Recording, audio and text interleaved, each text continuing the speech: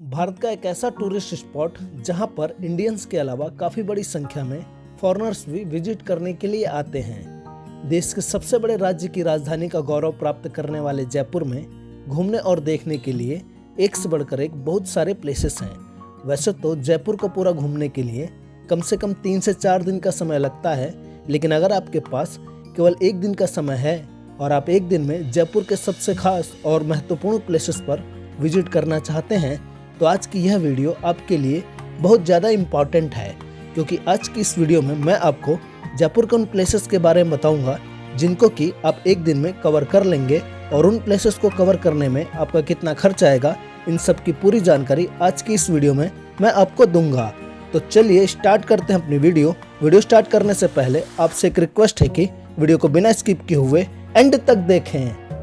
दोस्तों, जयपुर ट्रिप की शुरुआत हमने जल महल से की। यह महल जयपुर आमेर मार्ग पर मानसागर झील के बीचों बीच स्थित है। इसे रोमांटिक महल के नाम से भी जाना जाता है। इस महल का निर्माण यहाँ के राजा सवाई जयसिंह ने सन 1799 ईस्वी में अश्वमेध यज्ञ के बाद अपनी रानियों और पंडित के साथ स्नान करने के लिए करवाया था। इस महल का यूज राजा जी अपनी रानी के साथ खास वक्त बिताने और राजसी उत्सव के लिए किया करते थे। यह महल झील के बीचों बीच होने के कारण आई बॉल की तरह दिखाई देता है। तपते रेगिस्तान के बीच बने इस महल में गर्मी नहीं लगती है, क्योंकि इसके कई तल पानी के अंदर बनाए गए हैं। इस महल से पहाड़ और झील का खूबसूरत व्यू भी देखा जा सकता है। चांदनी रात में झील के पानी में इस महल का व्यू बेहद ही आकर्षक होता है।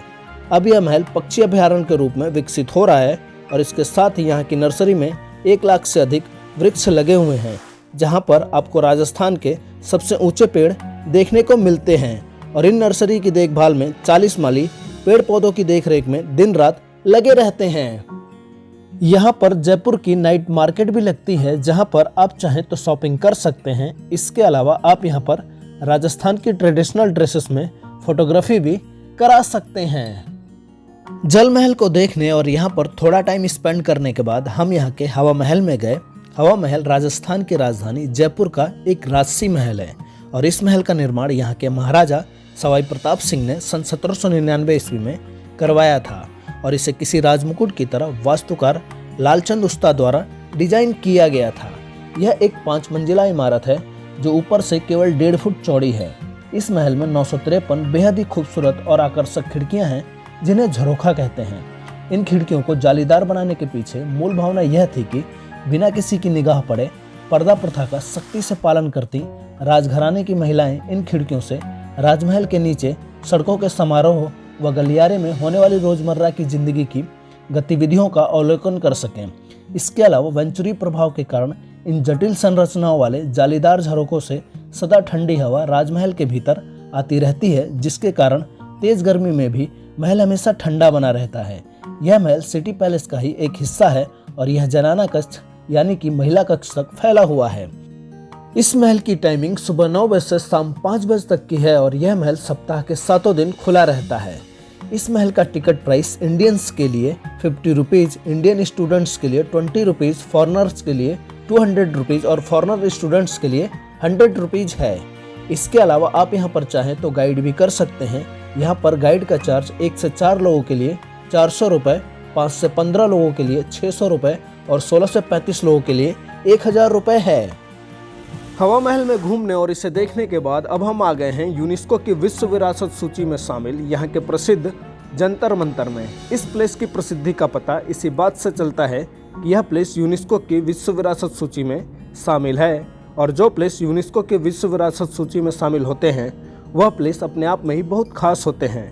ऐसे प्लेसेस पर दुनिया के लगभग सभी टूरिस्ट विजिट करने के लिए आते हैं, तो अगर आप लोग भी जयपुर आते हैं तो आप यहाँ के जंतर मंतर जरूर आएं।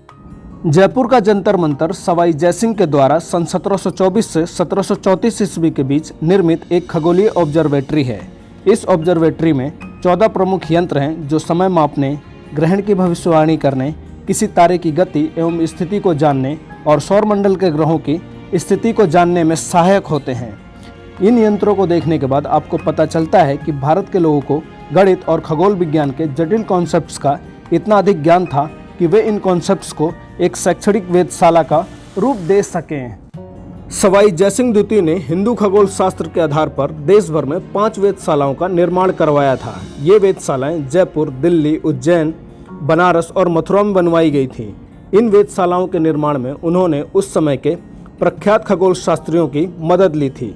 सबसे पहले उन्होंने उज्जैन में सम्राट यंत्र का निर्माण करवाया। उसके बाद उन्होंने दिल्ली का जंतर मंतर और उसके 10 वर्षों बाद जयपुर में जंतर मंतर का निर्माण करवाया था।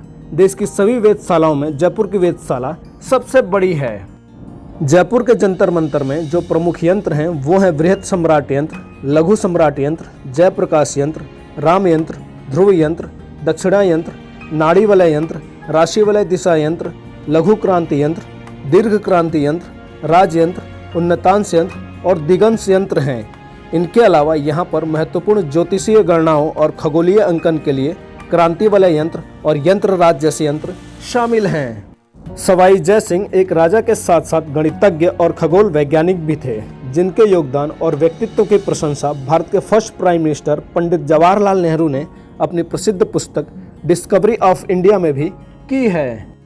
जयपुर का जंतर मंतर सुबह 9 बजे से शाम 4:30 बजे तक सप्ताह के 7 दिन खुला रहता है और इसका टिकट प्राइस इंडियंस के लिए 50 रुपीज़ पर पर्सन का, इंडियन स्टूडेंट्स के लिए 15 रुपीज़ पर पर्सन, फॉरेनर्स के लिए 200 रुपीज़ और फॉरेनर स्टूडेंट्स के लिए 100 रुपीज़ का है। आप अगर जंतर मंतर जाएं तो वहां पर गाइड जरूर करें, क्योंकि बिना गाइड के आपको वहां पर कुछ भी समझ में नहीं आएगा। इसलिए वहां पर गाइड करना बहुत ही ज़रूरी है। वहां पर गाइड का चार्ज हवा महल की तरह ही 1 से 4 पर्सन्स के लिए 400 रुपये, 5 से 15 पर्सन्स के लिए 600 रुपये और 16 से 35 लोगों के लिए 1000 रुपये लगेगा। जल महल, हवा महल और जंतर मंतर को घूमने के बाद अब हम आ गए हैं अपने लास्ट डेस्टिनेशन जयपुर सिटी के सेंटर में स्थित यहाँ के प्रसिद्ध पैलेस सिटी पैलेस में।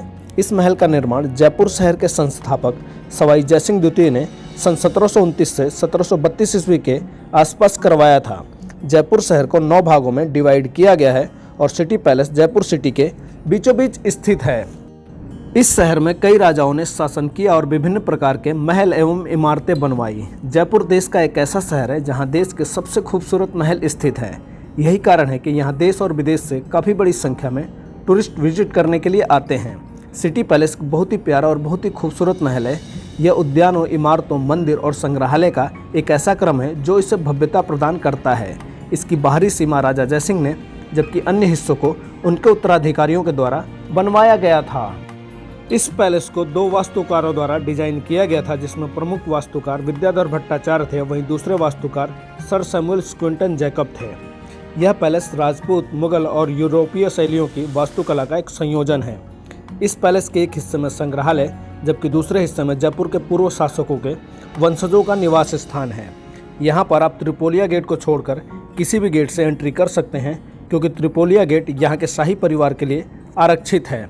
सिटी पैलेस का सबसे प्रभावशाली हिस्सा तीसरा आंगन में 4 छोटे द्वार हैं, जो वर्ष के 4 मौसमों का प्रतिनिधित्व करते हैं।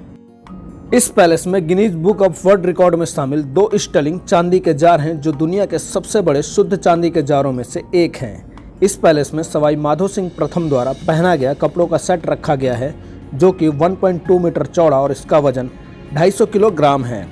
यह फोर्ट सुबह 9:30 बजे से शाम 5 बजे तक और शाम 7 बजे से रात्रि 10 बजे तक सप्ताह के 7 दिन खुला रहता है और इसकी एंट्री फीस इंडियंस के लिए 300 रुपये, इंडियन स्टूडेंट्स के लिए 200 रुपये, फॉरेनर्स के लिए 700 रुपये और फॉरेनर स्टूडेंट्स के लिए 400 रुपये है।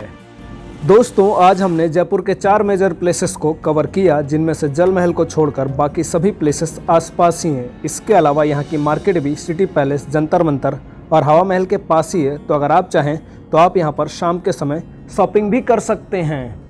दोस्तों, जयपुर शहर को घूमने और इसको एक्सप्लोर करने के बाद अब हम बात करते हैं यहाँ के टोटल एक्सपेंस की। तो यहाँ पर एंट्री चार्ज 400 रुपये, लोकल कन्वेंस लगभग 100 रुपये और फूडिंग का लगभग 500 रुपये लगेगा। तो इस तरह से आप 1000 रुपये में जयपुर शहर एक दिन में घूम लेंगे। और अगर आप यहाँ पर गाइड करते हैं तो उसका चार्ज अलग से लगेगा। तो दोस्तों, आई होप कि आपको हमारी आज की यह वीडियो अच्छी लगी होगी। तो फ्रेंड्स, वीडियो को लाइक और शेयर कीजिएगा। आगे और ऐसी वीडियोज़ पाने के लिए चैनल को सब्सक्राइब कीजिए तथा बेल आइकन को प्रेस कीजिए। मैं मिलता हूँ नेक्स्ट वीडियो के साथ। Thanks for watching video friends.